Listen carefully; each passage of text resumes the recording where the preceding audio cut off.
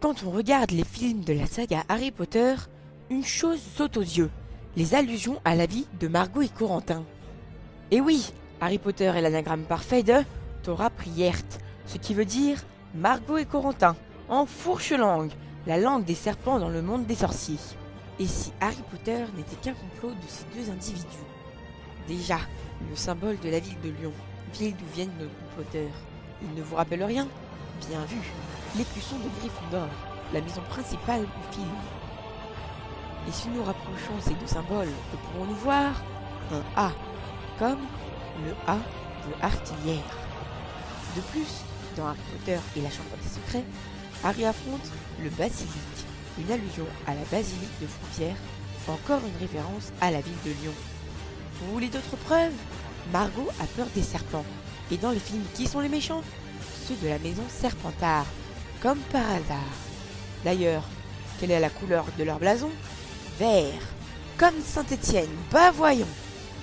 Quand on y pense, le premier livre Harry Potter à l'école des sorciers est sorti en 1997, l'année de naissance de Corentin. Et en 2005 sort le film Harry Potter et la coupe de feu. Et dans ce passage capital, qu'est-ce qui saute aux yeux? Et oui, un héron, comme ceux que chasse Coco. De plus, dans ce film apparaissent des sirènes, représentation à peine voilée de Margot et la natation. Maintenant, regardez Godric's Hollow, la ville d'où vient Harry Potter. Le nom de l'église est Sainte Clémentine, référence à Clémentine, l'amie d'enfance de Margot. Mais encore, les initiales de Harry Potter sont HP, comme son ordinateur. Ben voyons. Et Corentin fait une collection de briquets, que l'on retrouve avec le déluminateur de Dumbledore.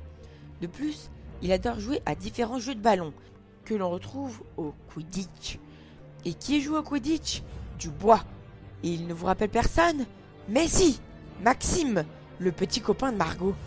D'ailleurs, que lui a-t-il offert à l'un de ses anniversaires? Un chat, allusion directe au professeur McGonagall. Et qu'avait-elle eu à un autre de ses anniversaires? Un collier, qu'elle fait connaître dans Harry Potter et le prisonnier d'Azkaban, le retourneur de temps. Coïncidence? Je ne crois pas. Et dernièrement, Margot se prend pour la Reine des Neiges. Or, nous pouvons trouver la même image dans la Reine des Neiges et dans Harry Potter et la Coupe de Feu. S'il vous fallait encore une preuve, regardez ce que font Margot et Coco sur cette photo. Un barrage. Et pour qui? Pour les castors. Et les castors vous font penser à qui?